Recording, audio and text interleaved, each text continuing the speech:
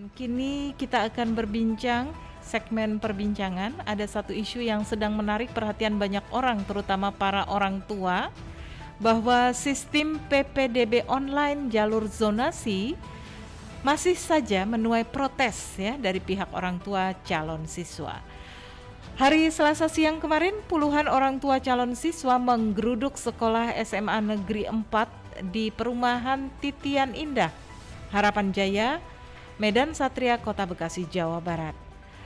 Para warga yang berasal dari 4 RW Kelurahan Harapan Jaya protes karena anak-anak mereka tidak diterima masuk di sekolah tersebut. Meski sudah mengikuti prosedur, yaitu jalur zonasi atau jarak terdekat dari rumah tinggal dengan sekolah, tetapi para anak mereka ini ditolak oleh sistem. Tak hanya jalur zonasi, siswa yang memiliki prestasi nilai rapot pun sulit untuk diterima di sekolah. Para orang tua memenuhi gerbang sekolah dengan membentangkan poster bertuliskan kekecewaan sebagai bentuk protes.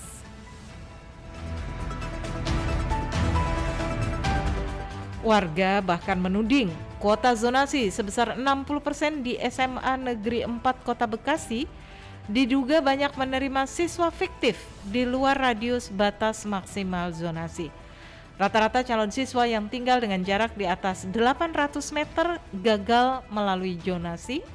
Namun pihak orang tua menyebut banyak ditemukan calon siswa yang sebenarnya tinggal di atas 900 meter dari titik koordinat justru lolos. Berikut kita dengarkan keterangan dari salah seorang calon wali murid bernama Ambar atau orang tuanya ya. Zonasi fiktif. Itu kalau anak ibu dari rumah ke sekolah berapa meter jaraknya? 900-an. Dan dari pihak sekolah tidak mengakomodir sampai sekarang? Kenapa? Pihak sekolah belum diterima gitu? Belum diterima. Alasannya apa Bu katanya? Alasannya ya kondisi zonasi saya tidak tertarik. Cuma yang tertarik itu yang saya lihat bukan orang sini. Zona kakak fiktif semua. Yang ini yang saya pertanyakan. Saya minta buka servernya kan. Saya mau tahu. Ini orang sebenarnya numpang kakak orang ini tahu apa enggak namanya. Cuma kan tidak bisa. Dia bilang kembali lagi ke server dan sistem. Ya sampai sekarang jadi saya berbicara sama orang sistem berarti kan. Nah sekarang logikanya sistem itu yang bikin manusia. Masa manusia nggak bisa ngacak-ngacak? Kan gitu logikanya. Udah itu aja. Terus ibu setelah ini kan nggak bisa diakomodir sama pihak sekolah, itu langkah selanjutnya apa Bu? Nggak tahu ya. Saya tetap maju sih saya. Saya pengen lihat dulu. Cuma lucu aja saya warga Harapan Jaya, ini sekolah di Harapan Jaya, tapi kok anak saya tidak bisa masuk. Ya gitu aja. Kalau warga sini ada berapa Bu yang tidak diterima Bu? Banyak. Lebih dari 30 orang Bu? Kayaknya 30-an. Kalau radiusnya sama Bu? Radiusnya sama. Ada anak saya, kita tetanggaan, padahal dia 1,2 kilo. Terima? Diterima dengan jarak 107. Ada yang jarak 900, masuk sini dengan jarak 74 meter. Saya nggak ngerti tuh kakak mana. Makanya kalau dibilang dia sekolah mengatakan kita tidak pintar. Oh berarti saya harus bohong gitu. Kita harus ke Disduk numpang kakak. Lalu sampai kapan kayak begini sekolah kan gitu kan logikanya kan. Jadi berapa tahun lagi saya harus mikir nih ya. Saya harus numpang di mana nih? Harus nyari warga ya yang bisa menumpangnya anak saya. Artinya Ibu beranggapan bahwa yang masuk ini banyak yang fiktif ya Bu? Ya data fiktif semua. Saya berani jamin. Ya, itu dia suara salah satu orang tua murid yang tidak terima atau kecewa dan protes ya dengan mekanisme jalur sistem zonasi yang digunakan. Dalam hal ini kasusnya di SMA Negeri 4 Bekasi. Untuk membahasnya saya sudah terhubung dengan pemerhati pendidikan yaitu Bapak Doni Kusuma. Selamat siang Pak Doni. Selamat siang Mbak Ilda. Iya Pak Doni, itu tadi suara seorang ibu ya, mungkin mewakili beberapa ibu yang atau orang tua murid yang anak-anaknya tidak bisa lolos jalur zonasi yang sebenarnya kan kuotanya paling gede nih di dalam PPDB Jawa Barat maupun Jakarta juga ya. Setahu saya itu paling besar kuotanya.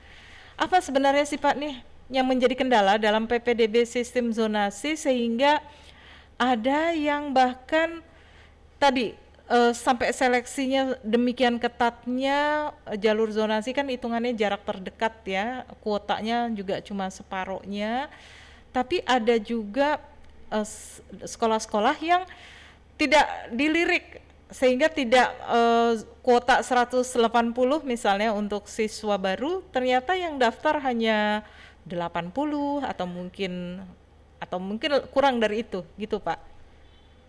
Ya, Mbak Ilda, menurut saya mengapa selalu setiap tahun ketika ada PPDB berbasis zonasi ini bermasalah?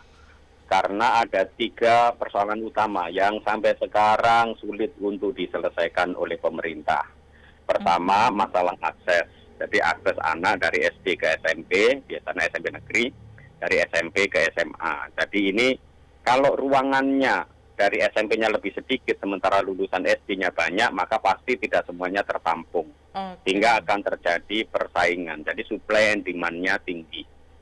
Lalu yang kedua, dengan adanya sistem PPDB yang katakanlah nih berbasis digital, komputerisasi, tetapi sebenarnya itu tetap bisa dimanipulasi. Itu sejak awal dulu ketika pemerintah mengatakan semua ini akan objektif, terverifikasi lewat online, data-datanya ada, faktanya tetap bisa dimanipulasi. Jadi di sini ada masalah integritas di dalam sistem, dan integritas sistem ini juga nanti harus diperbaiki karena harus perlu transparansi dan akuntabilitas karena ada modus-modus tertentu. Nah, akses yang tertutup lalu tidak terbuka, lalu ada disintegritas ini terjadi karena itu tadi ada supply and demand. Lalu yang ketiga adalah persoalan layanan pemerintah atas hak pendidikan berkualitas bagi semua warga negara, sehingga jangan hanya sekolah negeri yang bagus, tetapi sekolah swasta pun harus ditingkatkan menjadi sekolah yang bagus. Selama masih ada ketimpangan kualitas, maka jalur zonasi PPDB ini akan bermasalah. Apalagi di eranya Mas Nadiem itu kuotanya diturunkan, Mbak. Dulu kan jalur zonasi zamannya Pak Muhadjir Effendi kan 80%. Oh iya Pak. 80%. Sekarang jalurnya banyak sekali ya Pak ya, Iya, istilahnya sekarang kan zonasi. diturunkan menjadi 60%, Iya. lalu kemudian ada jalur afirmasi ya. Lalu dari jalur afirmasi itu jalur dari keluarga miskin, keluarga prasejahtera, lalu kemudian jalur afirmasi dari penyandang disabilitas, baru kemudian jalur prestasi. Prestasi dibagi 2 lagi kalau nggak salah Pak, prestasi akademis rapot. Akademik dan non-akademik. Ya, non akademik. Dan sebenarnya konsepnya dulu, karena saya pernah diajak untuk merancang konsep zonasi itu di zamannya Pak Muhadjir, sebenarnya yang akademik atau prestasi akademik itu harusnya belakang, Mbak. Terakhir ya Pak ya. Terakhir kalau yang kuota sebelumnya itu belum terpenuhi. Jadi misalkan katakanlah nih kuota zonasi, pemerintah menentukan 60 ya. Lalu kemudian ternyata di daerah situ itu yang zonasinya masih kurang, ya harusnya ditambah. Jadi itu minimal. Jadi pemerintah memberikan minimal 60 gitu, 60%. Jadi di peraturannya itu begitu, bukan maksimal. Ya. Jadi zonasi minimal 60%, berarti apa? Dia kan bisa 70%, 80%, 90%, bahkan bisa zonasi 100%. Oke. Tetapi ini kan tergantung dari kebijakan pemerintah daerah. Itu yang pertama, Mbak. Jadi beda-beda ya Pak. Ini jadi antara PPDB sistemnya yang di Jawa Barat dengan di Jakarta beda ya? Sistem PPDB-nya. Sama, Mbak. Kan Permendikbudnya sama. Tapi kenapa terapannya beda nih kayaknya? Maksud saya begini, kebetulan saya juga orang tua murid nih, Mas Doni, Pak Doni. Ya. Kebetulan Jawa Barat juga yang istilahnya belakangan dibanding Jakarta. Yang saya dengar Jakarta itu real time. Istilahnya seleksi PPDB-nya real time, orang bisa memantau langsung online. 3 hari terdepak dari sekolah pilihan, ya bisa nyari ada alternatif atau gimana. Ada Sementara tepat, semua orang bisa ngelihat gitu pergerakannya. Tapi kalau di Jawa Barat mungkin kita hanya melihat di website data pendaftar. Ya. Jangka waktu pendaftarannya 5 hari kalau nggak salah. Ya. Setelah itu ada proses-proses verifikasi katanya yang supaya lebih aktual gitu ya, lebih presisi verifikasi, terus ada rapat guru, ada lagi dengan koordinasi dengan Cadisdik, sampai hasil akhir diumumkan hasil seleksi. Dan yang ternyata yang bikin bingung orang tua yang seperti tadi yang kita dengarkan sama-sama, ada anaknya faktualnya dia dekat gitu dalam radius kurang dari 1 kilo, tapi ternyata yang diterima ada banyak orang atau calon siswa yang sebenarnya tidak tinggal di situ tapi numpang kakak. Nah kalau gini caranya, sebenarnya nggak salah ya Pak ya, karena di aturannya boleh ya numpang kakak Boleh. asal minimal satu. Sebenarnya bukan numpang kakak, Mbak. Atau gimana tuh Pak? Katanya Jadi numpang kakaknya kakak. itu memang harus kakak di situ dan memang orang harus pindah di situ. Nah tapi yang numpang kakak banyak Pak. Wow. Nah ini, jadi itu harus ditertibkan. Yang numpang kakak itu harusnya bisa dicek di sekolah. Karena kalau dia tidak domisili di situ, ya hanya numpang kakaknya kan mereka bisa ngakalin. Kalau sebelumnya kan harus 1 tahun kan, Mbak, minimal kan. 1 tahun Jadi atau mereka orangnya setahun memang sebelumnya- keluarga gitu kan dikenal. Iya, Nah, jadi ini tahun kalau yang sebelumnya tidak dia ada. kadang-kadang titip keluarga, titip tetangga yang ada di daerah-daerah situ. Nah ini sebenarnya nggak bisa dibenarkan karena harusnya yang kakak di situ itu yang memang kakak yang domisili tinggal di situ orang tuanya gitu. Tetapi kan ini banyak dimanipulasi. Maka sebenarnya masalah kakak ini harusnya lebih detail lagi aturan-aturannya itu. Jangan hanya cuma 1 tahun terakhir seperti itu. Tidak, Harusnya tetapi gitu ya, harusnya Pak, ya. ya harusnya kakak lalu kemudian domisili di situ minimal 1 tahun. Orang tuanya tinggal di situ dan bisa diverifikasi sehingga nggak memungkinkan orang numpang-numpang titip seperti itu. Jadi memang harus yang tinggal di daerah situ, Mbak. Harusnya sih Gitu. Pak Doni harusnya. Tapi saya Iya. kebetulan sempat juga menonton, entah Pak Doni sempat melihat atau tidak di YouTube ya, di YouTube-nya Dinas Disdik Jabar. Itu bahkan disebutkan boleh menumpang kakak pada daerah. Sudah pasti orang berebut nih, udah tahu tahun depan mau sekolah banyak yang numpang kakak, dan untuk kakak ini harus ada dilampiri surat keterangan tidak berkeberatan dari orang yang ditumpangi kakaknya. Nah di itu YouTube Pak. aturan sendiri, Mbak. Nah, Di Permendikbudnya tidak seperti tidak itu. begitu ya. Oke. Tidak begitu. Ini kan berarti Kemendikbud sistem kontrol dan sosialisasi dengan pemerintah daerahnya itu nggak jalan. Oke, berarti itu menurut Pak Doni ada tidak lancar atau tidak berjalan koordinasi Betul. antara Dikbud dengan daerah. Daerah ini kan masalahnya kan harus seperti itu koordinasi. dalam hal Pengawasannya itu. biasanya gimana sih Pak? Kalau boleh tahu Pak Doni sempat Pengawasannya mengawas. itu harusnya kalau ada seperti ini masyarakat melaporkan ke Inspektorat Jenderal di Kemdikbud nanti akan dicek.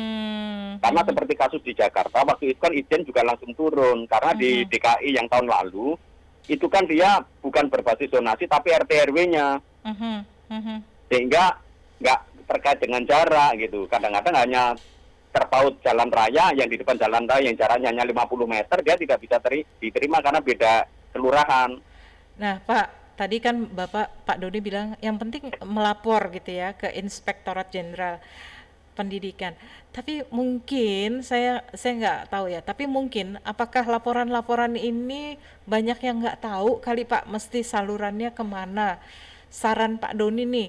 Karena kita melihat capek juga kan ya, istilahnya orang yang Pak Doni memperhatikan tiap tahun Ya. selalu begini Jadi lagi, begini. Itu Betul. sebenarnya ada masalah dari awalnya mungkin ya Pak ya. Kenapa nggak ada Betul, sosialisasi?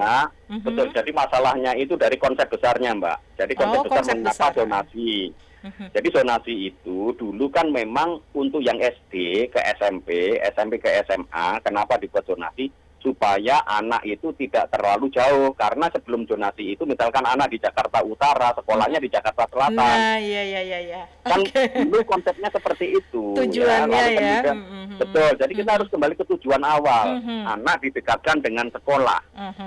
Nah, tetapi waktu di KK itu anak itu tinggal di situ enggak, gitu kan? Karena apalagi malah numpang kakak. Nah, ini kan sebenarnya sudah manipulasi dari tujuan awalnya. Iya. Jadi prioritas awal adalah jarak, ya. Itu untuk mempermudah anak biar nggak capek. Biar hemat nggak capek. biaya. Betul, Betul, hemat biaya dan menghindari lain-lain. itu juga Pak ya, Pak, potensi mereka terlalu jauh dari rumah dengan sekolah. Betul. Belok Betul. dulu Dan itu kan kemana bisa. gitu ya, anak-anak Ya, belok kemana. ini juga konsepnya adalah perlindungan jiwa dan keselamatan anak, ya, Betul. kesehatan anak. Itu yang pertama harus kita lihat. Lalu yang kedua, sebenarnya kan membuka akses pada layanan pendidikan yang berkualitas. Yang jadi masalah adalah pemerintah itu masih punya konsep sekolah favorit tertentu. Iya. Sehingga orang tua juga melihat, ngapain saya mau berusaha dong masuk di sekolah favorit. Iya. Seperti itu. Nah, sebenarnya sejak 5 tahun yang lalu harusnya pemerintah itu sudah mulai membuat kualitas sekolah-sekolah negeri itu setara dengan sekolah-sekolah yang negeri yang lain di pusat maupun di daerah. Sehingga harus digilir, gurunya yang berkualitas, sarana prasarana dilengkapin, sehingga orang tua itu nggak akan keberatan masuk ke sekolah negeri di sekitar rumahnya. Nah sekarang ini saja ada sekolah negeri di sekitar rumah kayak di beberapa tempat itu orang tua nggak mau, Mbak, karena Nggak ada apa? Nggak murid berkualitas. katanya. Betul. Ya ada yang nggak ada murid, tetapi sekolahnya kayak kandang ayam di beberapa tempat itu. Waktu kemarin di Jawa Tengah itu kayak gitu. Mereka saya mending nyekolahkan anak saya di jauh, lebih jauh. Tetapi kemudian itu berkualitas daripada sekolah negeri, tetapi gedungnya rusak, semuanya rusak seperti itu. Iya. Jadi pemerintah pertama-tama harus menyatarakan kualitas pendidikan di sekolah negeri. Tetapi bukan hanya itu, Mbak, kan masalahnya jumlah, Mbak. Dari SD ke SMP pasti jumlahnya lebih banyak. SD-nya. Dari SD ke SMP negerinya maksud saya kan. Nah, berarti kalau misalkan nggak masuk SMP negeri, dia masuknya kemana? Kan ke swasta. Iya kan? Iya, betul Pak. Nah, pemerintah daerah itu punya tanggung jawab untuk memastikan semua anak di daerahnya itu, apalagi yang usia wajib belajar dari 9 tahun sampai SMP, Bisa itu dia dapat sekolah. Nah, caranya bagaimana? Ya harusnya nanti pemerintah daerah dengan DPRD sejak awal menganalisis lulusan lulusan SD tahun ini ke SMP itu berapa, lalu yang akan tertampung di kuota sekolah negeri berapa, lalu sisanya itu bukan dengan cara menambah rombel di sekolah negerinya, bukan, itu akan mematikan sekolah swasta. Atau melibatkan swasta ke dalam sistem PPDB begitu Pak? Iya Mungkin betul, mungkin, sangat mungkin, karena itu kewajiban pemerintah daerah, Mbak. Jadi bukan dengan menambah rombel di SMP negeri, tetapi mereka meningkatkan kualitas sekolah swasta, ya. Kasih sarana, prasarana, lalu gurunya dikasih pelatihan yang bagus, kemudian sekolah ini dilibatkan dalam PPDB. Cara melibatkannya gimana? Ya dengan sistem semacam beasiswa atau bantuan operasional. Dan itu kan dianggarkan di DPRD-nya, Mbak.